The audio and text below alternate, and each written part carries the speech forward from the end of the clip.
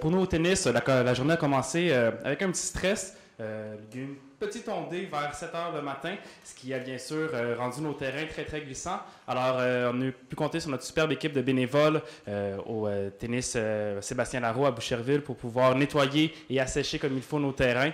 Et on a juste eu une petite heure de retard, ce qui est vraiment moins pire qu'on le pensait. Je peux aussi vous dire que dans le match entre le Saguenay-Lac-Saint-Jean et Chaudière-Appalaches, ça a été très très serré. On a dû les départager au nombre de 7 gagnés. Et la victoire a été donnée au Saguenay par un écart d'un 7 seulement. Donc, très, très chaud de ce côté-là. Sinon, beaucoup de parties très, très serrées, beaucoup de matchs en levant. Et demain, on a donc les parties pour la première position, pour la troisième position et quelques autres matchs. Mais ça va être très, très en levant et on commence le tout à 7h15 demain matin. On va être en forme. On a eu 39 remises de médailles aujourd'hui. On a encore une vingtaine, 26 remises demain dans la journée, juste dans l'avant-midi. Ils ont réussi à remettre 22 médailles en 30 minutes. C'était tout un exploit. On a été capable de battre nos records précédents. Des jeux qui ont été battus. Demain, il y a 14 finales qui auront lieu. Il y a demain matin, sur la piste, on a tous les relais 4x100, 4x4, relais medley, c'est le 400, 200, 200, 800. Dans toutes les catégories. Demain matin, c'est que ça qu'on a sur la piste. Ça va nous donner... on finalise avec une épreuve par équipe. Ça met un peu d'action sur la piste. En 2005, par contre, il y a un monsieur du nom d'Harold Lemieux qui s'est amené à la tête de cette équipe-là. Et depuis 2005, c'est lui l'entraîneur-chef de l'équipe de la Côte-Nord en baseball. En 2007, les Jeux avaient lieu chez eux. La Côte-Nord, évidemment, ont perdu 12-2 contre l'Estrie et 11-8 contre le Saguenay. En 2012, lors des Jeux Shawinigan, Harold est toujours présent avec son équipe. Malheureusement, affronte le Centre du Québec, défaite de 18-0. Affronte les Laurentides, encore 18-0. Affronte l'Est du Québec, perd 13-2. Toujours pas de victoire pour Harold. J'ai jamais vu un pointage comme ça. Donc, Harold se présentait ce matin à 8h au terrain Daniel Johnson contre la formation de Bourassa. Est-ce que Harold était pour faire virer le sort? Eh bien, l'équipe d'Harold, de façon incroyable, menait 6-0 après 3 manches. Et l'équipe d'Harold sort ses gros canons et frappe plein coup sûr. Bref, marque 4 points en début de 8e manche, mais l'équipe de Bourassa n'était pas encore venue au bâton. Et l'équipe de Bourassa, en 8e manche, ont seulement marqué 1 point. Donc, ce fut la victoire de Harold Lemieux. Harold Lemieux, c'était vraiment touchant. Et il est monté au monticule, il pleurait, il avait son fils dans les bras. Et... Je voudrais, dans le cadre de ces épreuves-là, souligner que Daphné Demers du Lac-Saint-Louis est une triple médaillée d'or. Alors, elle a vraiment dominé les épreuves féminines, tant individuelles qu'en relève. Athlète de la relève. Puis, on a aussi eu une finale au 100 mètres papillon hier soir, là. Excitante. Ça faisait longtemps qu'on n'avait pas eu une finale comme ça. Émile Gouin du Lac-Saint-Louis et Fedi Jedidi de Montréal. Il y a eu 3 centièmes de différence entre les deux gars. Déterminé qu'Émile Gouin avait gagné la médaille d'or. Mais ça a vraiment été c'était notre dernière course en plus hier. Ça a vraiment survolté la piscine. Parce que cet après-midi, on a eu la compétition la moins officielle des Jeux du Québec. Il y a un défi qui a été lancé aux entraîneurs et aux officiels dans 3 épreuves individuelles. Alors, les officiels et les entraîneurs pouvaient s'inscrire à des épreuves et ce sont les athlètes qui ont joué les rôles d'entraîneurs et d'officiels. Et puis, on n'a pas réussi encore à déterminer qui avait eu le plus de plaisir entre les jeunes et les moins jeunes. Alors, définitivement, dans notre cas, une expérience qu'on va répéter.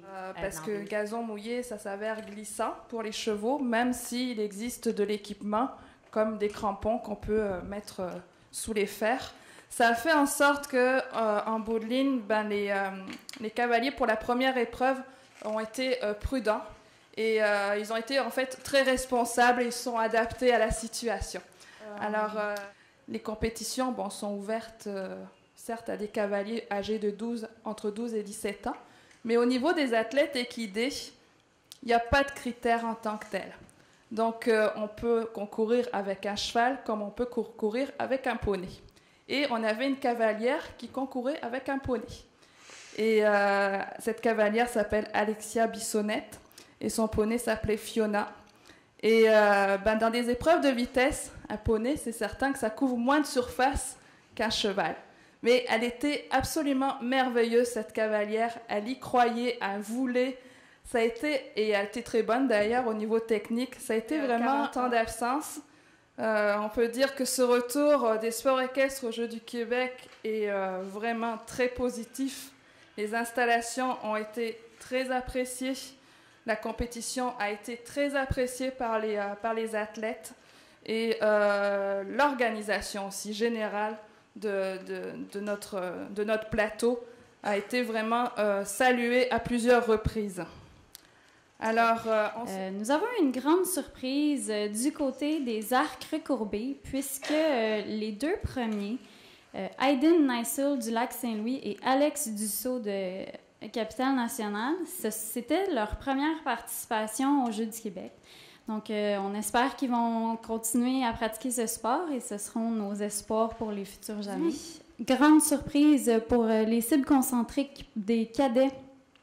Côté masculin, arc à poulie, les trois qui ont probablement leur médaille en ce moment, ils sont tous différents de ceux qui ont gagné hier en concentrique.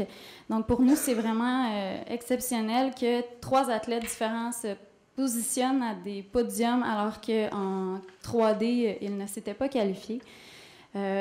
Du reste, c'est pas vraiment des surprises. On voit que l'équipe locale de la Rive-Sud a mis beaucoup d'efforts dans le développement des joueurs de volleyball. Il y a un grand bassin ici.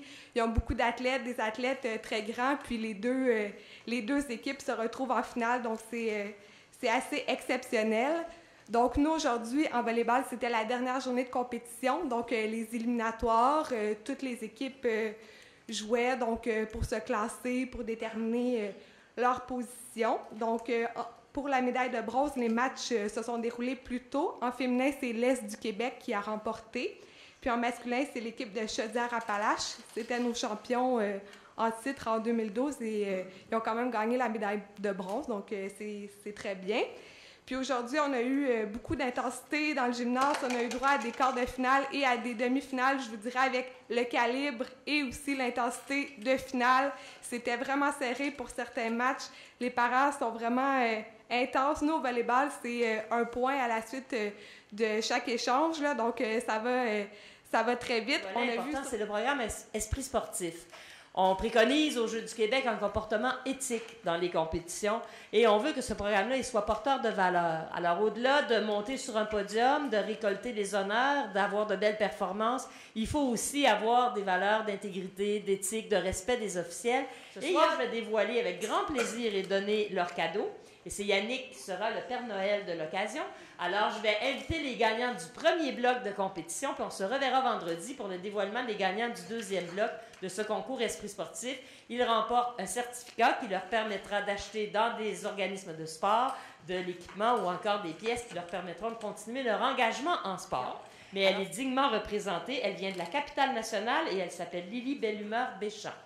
Athlète, il nous provient de la région Saguenay-Lac-Saint-Jean. Il est en baseball et c'est Louis Précourt.